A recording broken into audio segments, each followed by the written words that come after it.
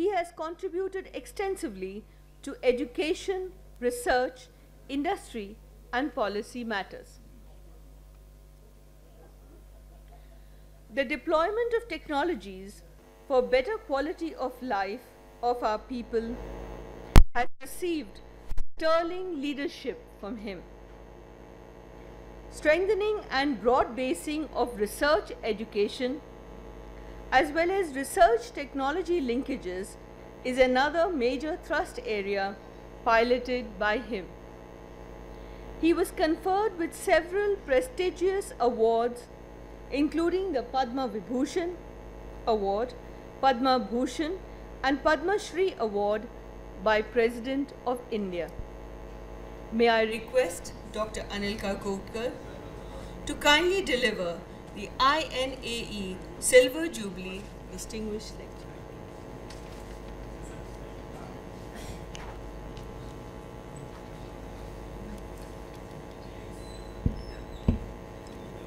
Dr. Baldev Raj,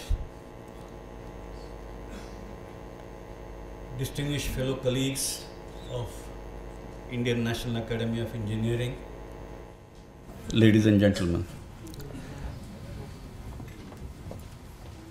let me offer felicitations to all of you on the occasion of the Silver Jubilee of our Academy. What I intend doing in this brief presentation is to talk about India's energy future. So normally whenever we do so, we look at the present and then see what will happen tomorrow, day after, and we go in that way towards future. It seems to me that many times such incremental way of looking at things in fact does not enable capturing some of the key issues. And so I want to look at this problem from the other way. Is there likely to be a stable situation with respect to energy demand supply in our country? If so, what that would be? And then worry about how do we reach there. My presentation is essentially oriented in that manner. And I'm doing this with a specific reason. Talking about electricity, in India we had this, earlier we used to have this electric power surveys, which used to be 15-year projections in a rolling manner. And I used to feel at that time that you never really catch up on the demand for technology, energy technologies, which are likely to come on horizon well beyond 15 years, because the survey is limited to 15 years. So in the year 2001, in the Department of Atomic Energy, we launched a study to look at a 50-year time horizon. And of course, the objective was to see what is going to be the situation in India over this 50-year time horizon. And of course, the intention was to find out for ourselves what is the niche area for atomic energy.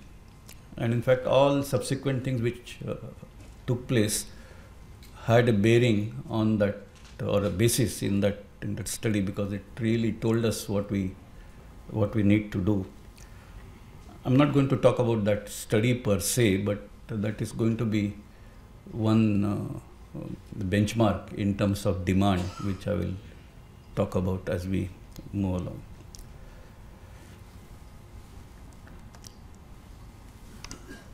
Professor Ramarao, towards the end of his presentation, showed us how large the gap is between where we are today and where the per capita energy or electricity use in United States is.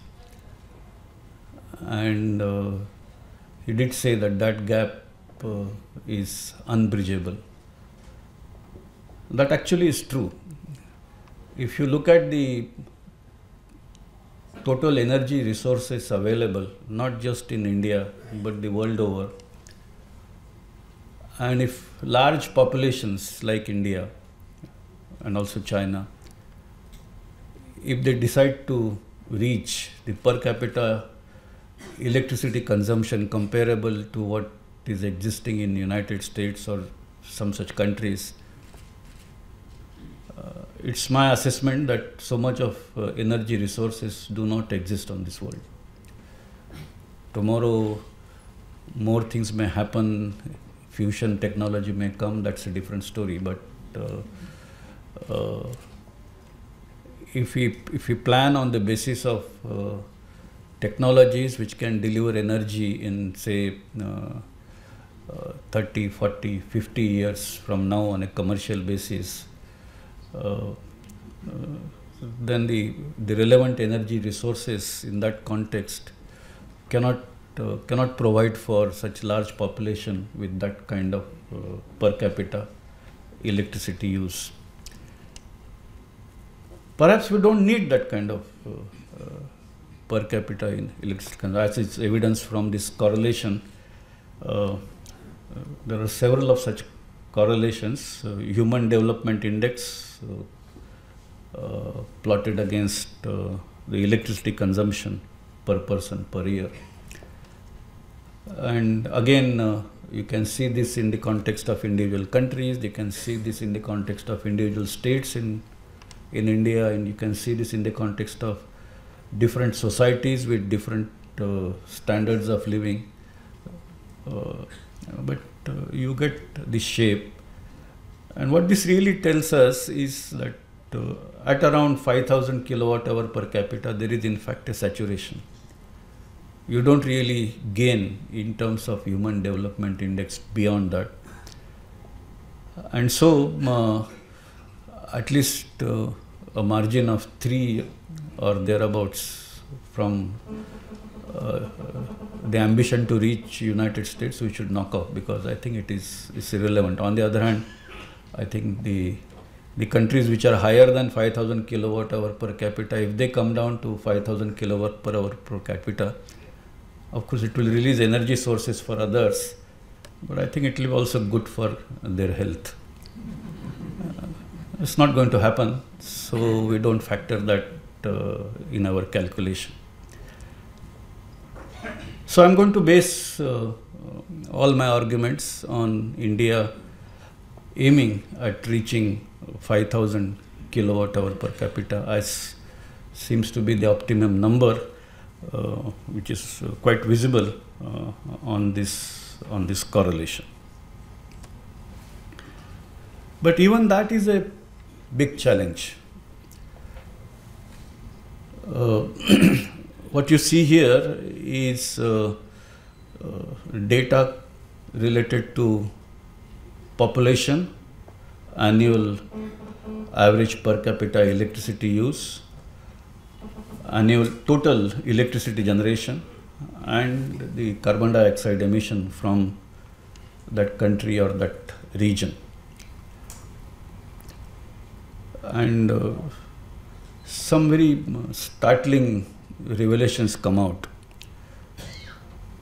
If India has to go to 5,000 kilowatt hour per capita, and unfortunately our population has not stabilized, let us say it would stabilize at 1.6 billion.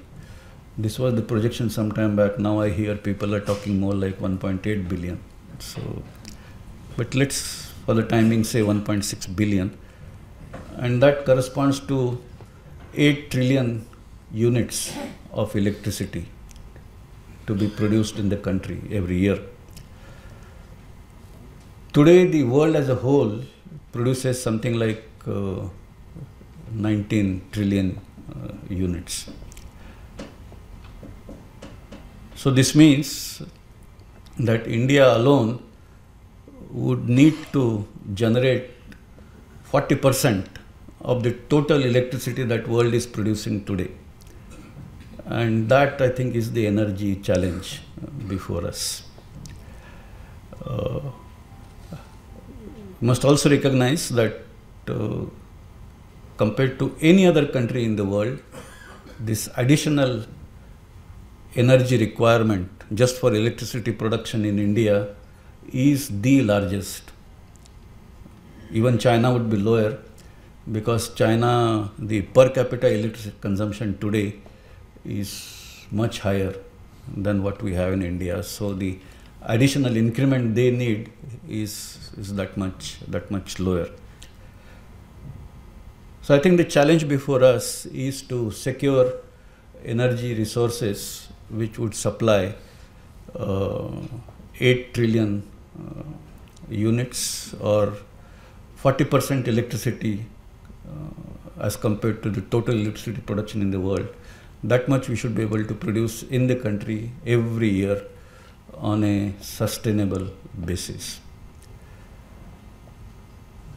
So this is the major challenge.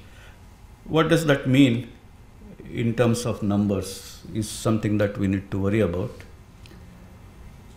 We would also worry about whether we can carry on doing so in the business as usual manner. In the morning, a reference was made about the climate change debate. There are arguments at what rate it is taking place, what is going to be the effect. But the fact still remains that any rate of change which is faster than what the societies can adapt, it's after all, it's a question of adaptation. And human society will always adapt. But if the rate of change is faster than what the societies can adapt, then there is going to be a major crisis. And of course, how severe that change would be is another matter which we do not know how much it would be, and if at all it is there, when it would take place. But the fact also is that we cannot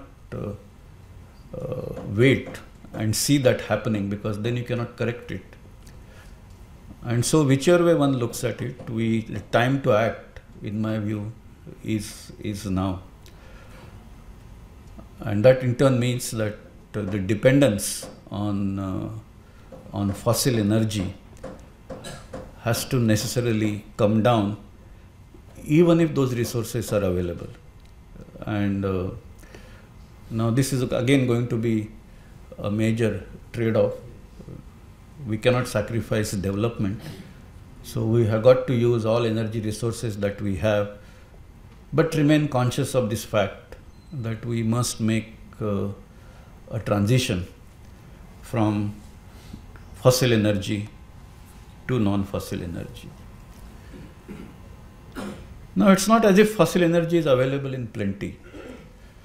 Here is some data on coal, oil and gas available in some important countries and some regions of the world. Now, typically it appears that coal at the current rate of consumption would last about 100 years. I think that's the situation world over on an average, and that's also the situation in India. But the condition is at the current rate of consumption. Now in India we do expect GDP to grow, and if GDP has to grow, the electricity availability has to grow consistent with the energy elasticity. And so it is safe to assume that electricity growth has to be around 8%, 10%, somewhere there. And to support such growth, the same resource which would have otherwise lasted 100 years would probably last much lower. Some people say 40 years, some people say 50 years, some people say 60 years. But the ballpark number is around that time. So I think there is, whichever way you look at it from point of view of the availability of the fuel resource, sustainability of fuel resource, or you look at it from point of view of the management or mitigation of climate change issue. Both ways, I think it's important that one needs to quickly work on strategies that allow you to create larger and larger dependence on non-fossil energy option. Now, I talked about coal. I'm not going to talk about oil and gas because there I think the situation is already precarious, and you require oil and gas for many other purposes, particularly transportation and also chemical, fertilizer, and so on and so forth. So a large scale use for electricity production, according to me, is in fact not even advisable. So that leaves nuclear, which I'll come to. In fact, that's the main thing that I want to talk about. But I think we should, before that, let us also look at the renewable energy. And my definition of renewable energy includes hydro, including large hydro plants, because they're also renewable.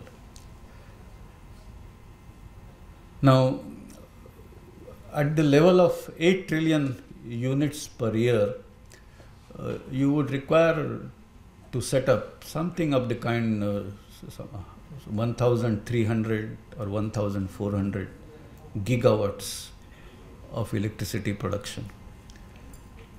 And at that level of production, the hydro potential, which is the outside solar, that's the largest renewable energy source. But that will still correspond to just 7%, 8%, the total hydro potential that we have. Other important renewables other than solar are wind, of course, biomass. Biomass, of course, again, you can't account for entire biomass because you have to worry about, just like we have to worry about the food for human beings, you have to also worry about food for cattle, animals. And only the remaining part can be really used for energy purposes. So, in my assessment, the two together can contribute something like 2.5% of the total requirement on the basis of 8 trillion units per year. Solar, of course, and that's one important thing when we must focus on. There are again differing estimates on how much solar insolation we have, how much of area we need to deploy for collecting all the required energy in the form of solar energy. My own assessment is you require something like 45,000 square kilometer area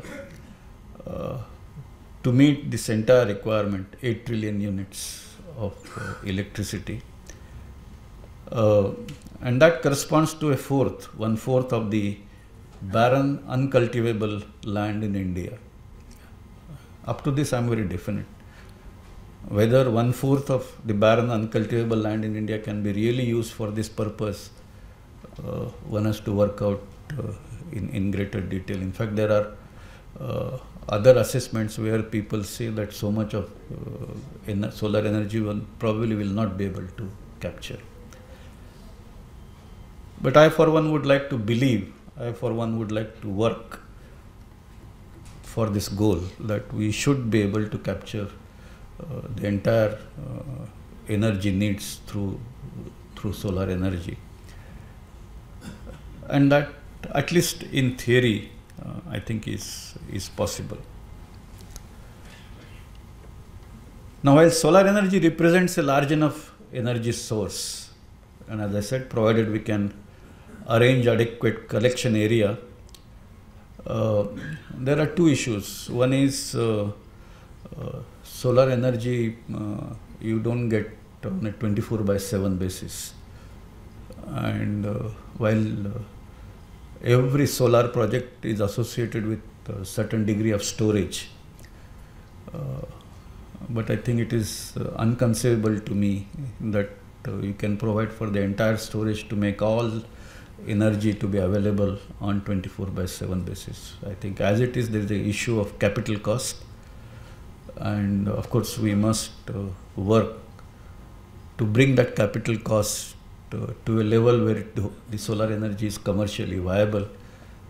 But adding capital cost for the battery component, I think makes that challenge more difficult. So,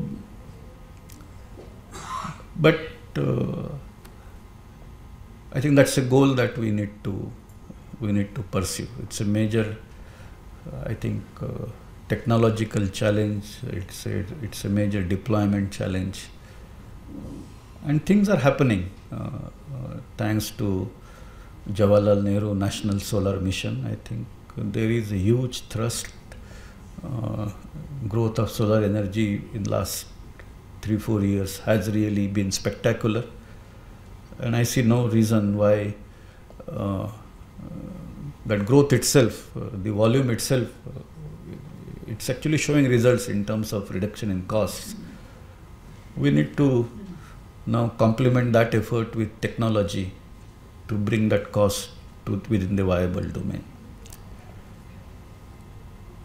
But there is this two issue. It's a question of the time it would take, and also it's a question that this is not available around the clock. So it is in that context that I think one must take recourse to nuclear energy, because this is the only other large enough energy source. Again, I'll come to it. It is large enough only if we follow the recycle. Only if we follow the closed fuel cycle technology, and I'll come to that in a moment. But the fact is that solar energy can provide that much of supply. It is commercially viable. You don't really have to depend on any subsidy of any kind. And there is experience. Nuclear energy has been providing 1/6 of the global electricity supply for several decades. So notwithstanding Chernobyl, notwithstanding Fukushima, if you look at the statistics, and I'm not going to go too much in that detail, although some perceptual issues I want to talk, but if you look at the statistics in terms of risks, in terms of safety, nuclear energy, even today after Fukushima and Chernobyl, is the safest energy supply. You take it in terms of fatality per unit electricity produced, which we talk about internal cost, external cost, but it is the safest. And but that's that's a matter of some other debate. And also, as I said earlier, it does not emit carbon dioxide. So it's a very important option in a global sense. In India, of course, we have not been so fortunate. We don't have adequate uranium resources. Our uranium resources are in fact quite modest. So the question is there enough uranium in the world? Just like what the question we asked in the context of coal. And again, see, I have noticed this, the business of energy resources, or for that matter, any any earth resources is a big business. And so the organizations involved in that business, they're extremely careful. So you hear statements, just like in the context of coal we heard, you hear this statement on one side. For example, the Red Book, the Nuclear Energy Agency of OECD and the International Atomic Energy Agency, they bring out a Red Book which talks about the uranium resources in the world. And the 2009 estimate, they gave a particular number, 6.3 million tons at a very high cost, includes uranium up to $260 per kilogram. Normally uranium costs, earlier they were in 30, 40, 50, at times it go up to 90, 130. But this estimate includes up to $260 per kilogram. And then a statement was made that this should last 100 years at 2008 consumption rate. So the industrialized world, or the so-called developed world, it literally seems to be moving on the assumption that in that part of the world, the per capita energy use is saturated, as we saw in the first table. And also their population is stable. So while they may need to add new nuclear plants or new coal plants or new solar plants, they are essentially as replacement of the old plants which have to be phased out. But in terms of the actual energy resource requirement, that will grow very, very modest way, 1%, 2% or something like that. And that seems to be driving the entire discourse of energy supply demand. And the assumption there being, and that assumption was true till India, China economy started growing, that the other parts of the world, although they may need energy, they may not have buying power, and so the actual market will not grow. That equation has changed. That the so-called emerging economies are now going to demand more resources, and they will of course have buying power to do so. So in contrast to this statement that uranium should last 100 years at 2008 consumption rate, at the curve down below, there are several studies done by International Energy Agency and other such bodies, and there have been a large number of scenarios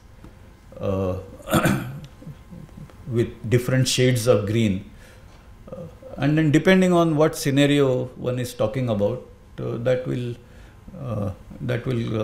represent a particular mix of fossil energy, nuclear energy, renewable energy.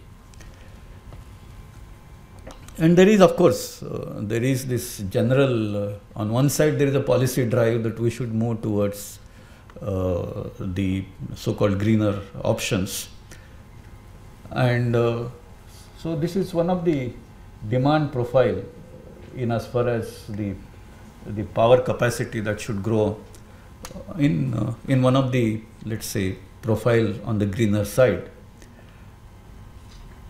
If you now work on the basis of well, how much, let's say, nuclear energy you will require for meeting that kind of a demand, and you go on this basis, you work out that you can come only up to this point on this curve, and beyond that, in fact, you would run out of uranium resources. Argument is made that, well, if there is demand, there will be more exploration and more resources would be found. And that can certainly happen. If that happens, this point will shift from here to here. I don't think it can go way beyond. And so the conclusion is there is a bit of contradiction in terms of projected demand for the raw material or the resources and the wishful demand in terms of growth of nuclear power or growth of power according to the green scenario. And if you want to really move on the low carbon path, then and if you want to do that with important contribution coming from nuclear, then the answer is uranium in open cycle is in fact unsustainable if nuclear energy has to be a reasonable fraction of carbon-free electricity requirements. And so we need to take recourse to recycle, and recycle of nuclear fuel in high conversion ratio reactors, it has to be brought soon enough. And there is, as you know, there is also people don't like, the advanced countries don't like fast reactors to be pursued. They don't like reprocessing to be done, because the argument is there is enough uranium in the world, and that in turn is based on there is enough uranium in the world to meet our requirements.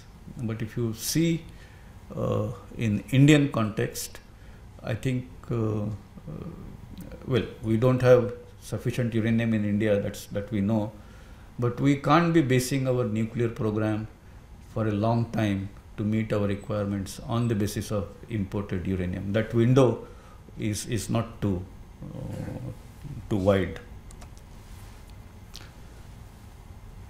So with reprocessing and recycle, the energy potential of course is enhanced several tenfolds, because without reprocessing you are using only 0.7% fissile content in uranium.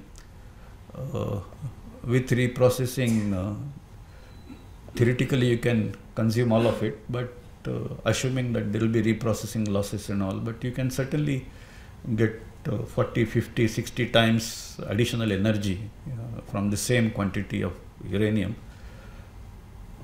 And so in that sense, if you do that, then even the modest Indian uranium resources, which were earlier at around 60,000 tons, today we are talking about more than 100,000 tons, thanks to a lot of new exploration which has taken place.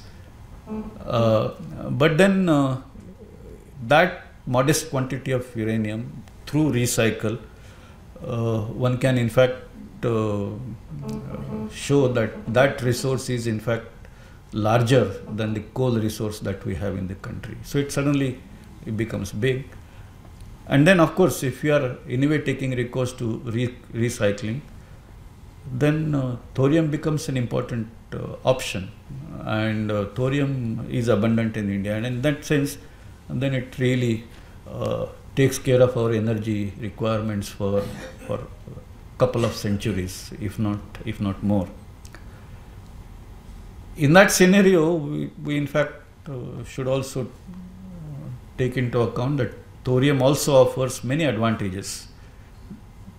It certainly is an energy material, it provides energy potential, but advantages such as high burn-up, in the sense with this same fuel, uranium fuel, if you can extract certain amount of energy in one cycle used in the reactor, a thorium fuel with similar reactivity will in fact last much longer and provide much more energy in the reactor.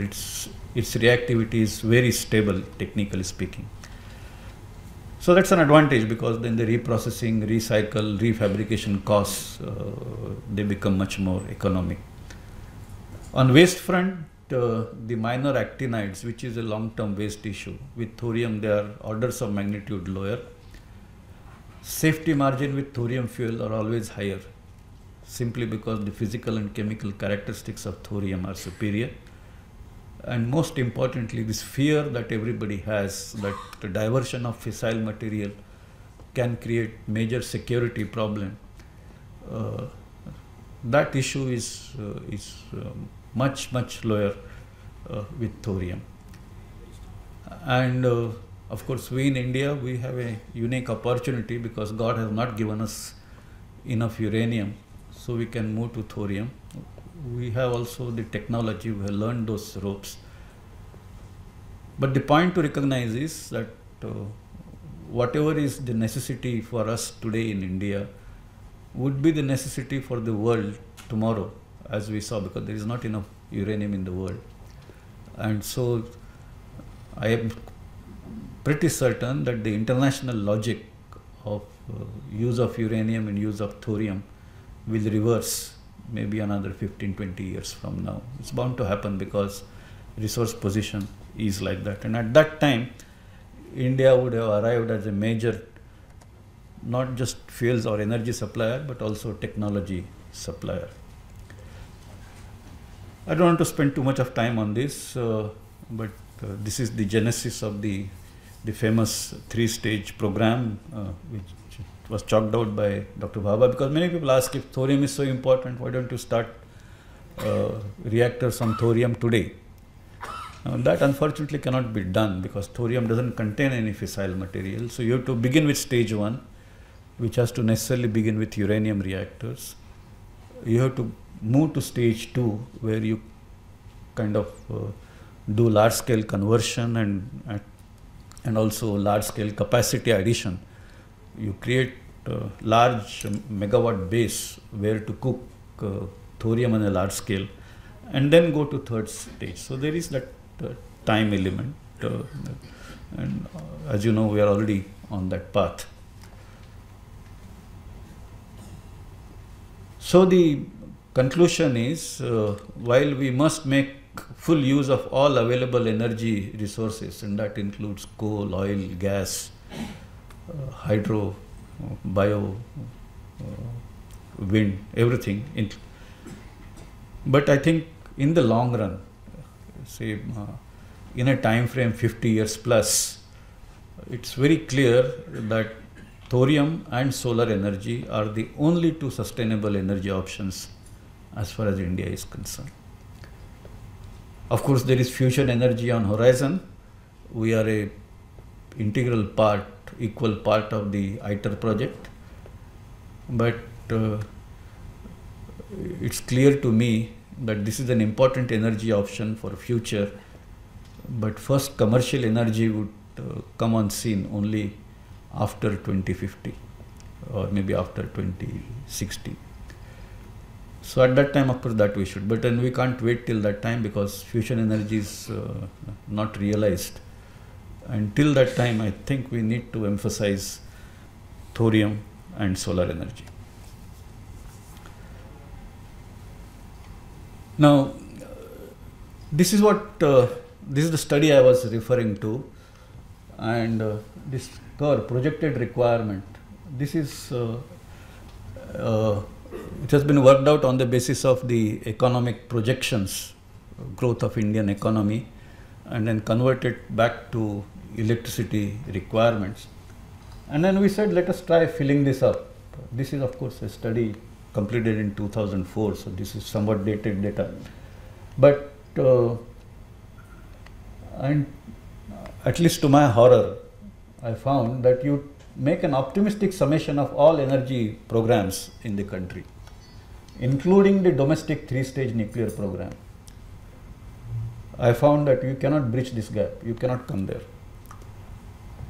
And which only meant that the only way to bridge that gap would be through import. And we are already importing certain amount of energy even today. I am talking about an import of energy for electricity production alone. I am not talking about oil for transportation or other uses. But this number here would correspond to something like 1.6 billion tons of coal. Now, we are all engineers. We know what that means, not just in money terms, but also in terms of infrastructure terms, and also the impact it would have in other sectors of national economy. So clearly that is not sustainable. And this is where the this need or thought or idea about international civil nuclear cooperation came in. And the idea was that you import certain amount of energy from outside in the form of uranium or in the form of reactors. And then whatever you do on the domestic three-stage program we can apply the same capability to the imported fuel. You can take out the spent fuel, you can reprocess, recycle, reuse, build fast reactors and grow, and the calculations show that you can actually bridge that gap. And that only means that you become independent of any energy import beyond that point. And I must tell you, beyond that point, importing energy is going to be anyway difficult. So we better prepare ourselves to that situation, because if coal is going to last 50-60 years, and if uranium is going to last 50-60 years, we're already talking about 40 years here. And so it is important that we make a success of the domestic three-stage technology, but also implement that not only in the context of growing uranium resources in the country, but also uranium resources that we'd acquire in the interim. It's easier to acquire uranium today. It's not going to be easier to acquire uranium, or for that matter any other energy at that point of time, because the costs will shoot up. Well, that was the main message that I wanted to leave in this presentation. The other important aspect that we need to concentrate on is, this three-stage program. The world is concerned. On one side, we are recognized as a very responsible country, but still nobody likes us to build fast reactors. Nobody likes us to do reprocessing.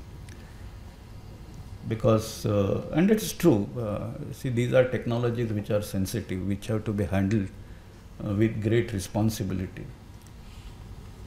So now if you talk in global sense, and surely India should have an ambition of going global on nuclear energy, big business.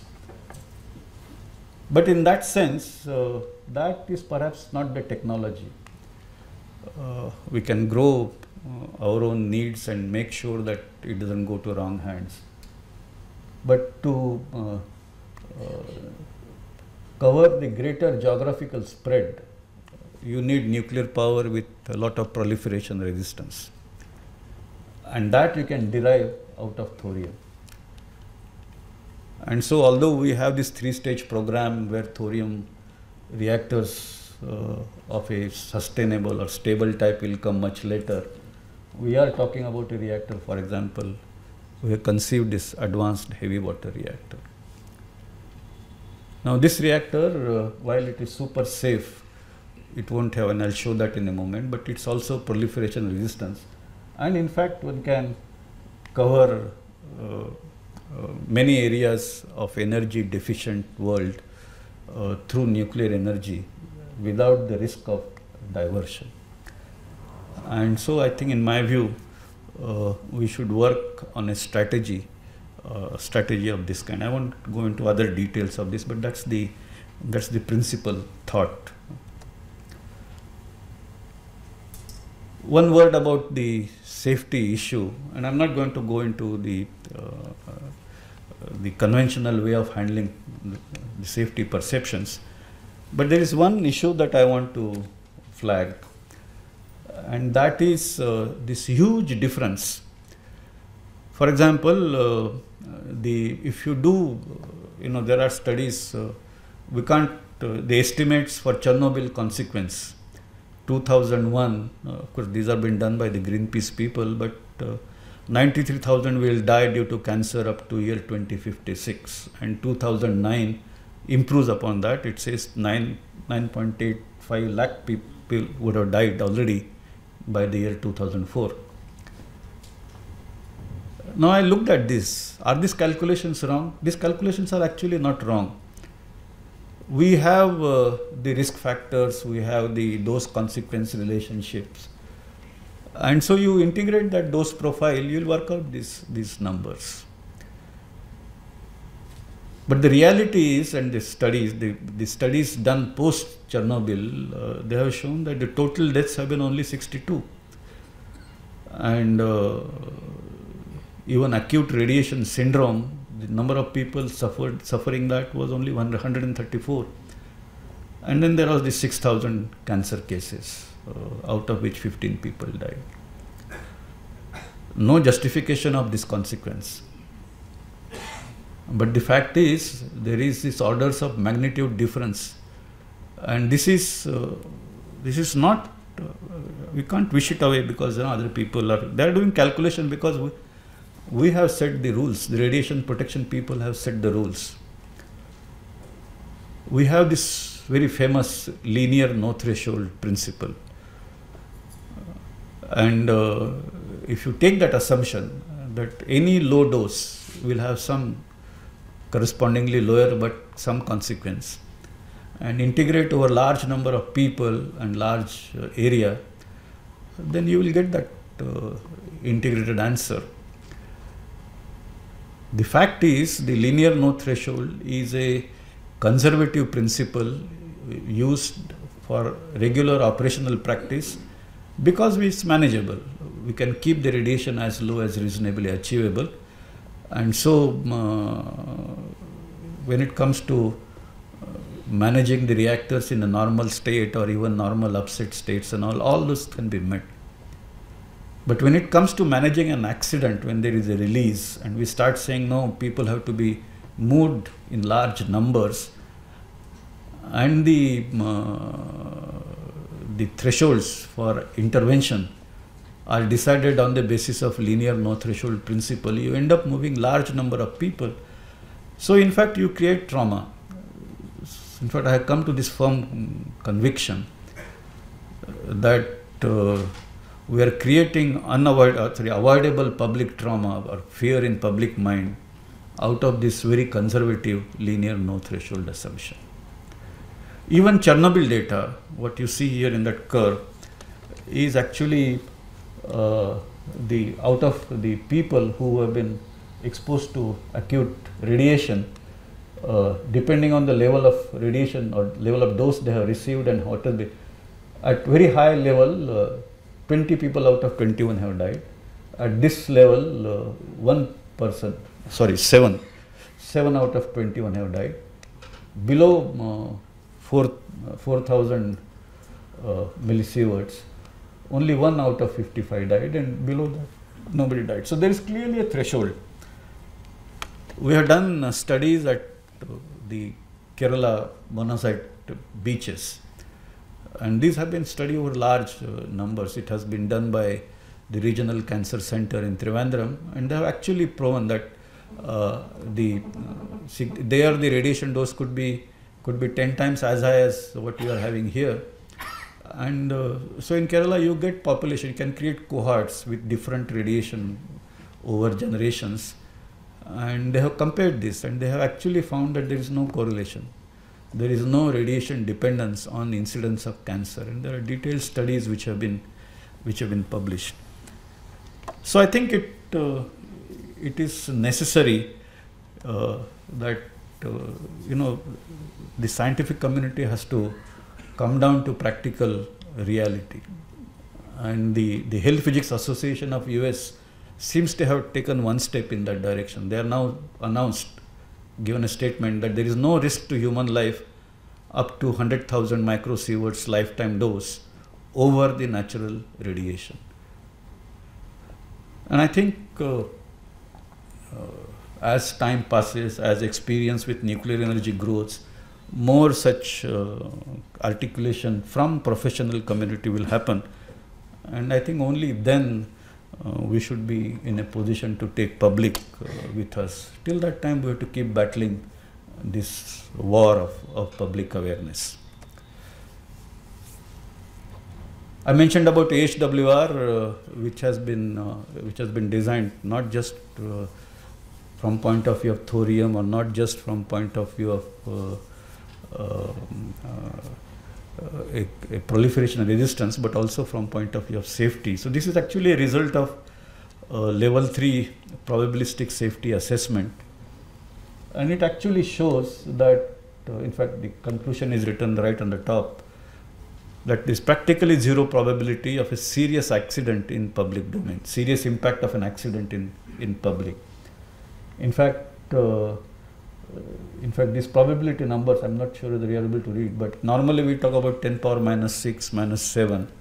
these numbers are, this is 10 power minus 13, this is 10 power minus 14, and this is the threshold for thyroid dose. So I think there are engineering solutions to eliminate this fear completely. So nuclear energy already provides 16% of world electricity in a cost competitive manner. Despite Fukushima or earlier Chernobyl or TMI and other accidents, the real risk with nuclear power are the lowest among various energy forms in commercial use. The advantage of nuclear would be even higher if one factors additional risks associated with predicted consequences of climate change as a result of use of fossil energy in business as usual manner. Now, last two slides I want to talk about solar energy, and that's because of late I'm getting involved in solar energy, and as I told you, there is an absolute necessity for us to take solar energy implementation in India at a very fast pace. What we need to do is to drive capital cost down. That's number one priority. Not only of the solar energy technology, but also the storage technologies. As a part of that, the first approach, in my view, is to take recourse to hybrids. For example, you can talk about solar biomass hybrid. You can also talk about solar thermal photovoltaic hybrids. And when you resort to hybrid, it's common knowledge that the net capital cost in fact comes down quite substantially. Another challenge for us would be, because most of our high insolation areas are in Rajasthan deserts or other areas which are quite arid, we should be able to deploy very large solar thermal systems which are not dependent on availability of water. And that's a major technological challenge. And then there are other challenges which I think there is a lot of things which are happening. There are a lot of research happening in different labs. There are a lot of industries which are very active players in this field. And I think there is a need to sharpen our technology drive to bring the costs down. So now, if you say that we'll take recourse to solar energy and nuclear energy, perhaps that will solve the electricity problem. But we're talking about a time horizon where if hydrocarbons are in short supply, we need to produce artificial fluid fuels, because everything cannot be done by wired electricity. You need energy in the form of a liquid, you need energy in the form of gas for a variety of purposes. And so you need to be able to convert one energy form to another energy form, and primarily deriving energy or primary energy coming from solar or nuclear. So in this complicated diagram, it's actually energy flow diagram, how we can channelize to meet different requirements. But a quick look will tell that we hardly have technologies in most of these areas. And that's because our business is all driven by what comes from elsewhere. I'm sure some of these will become commercial elsewhere.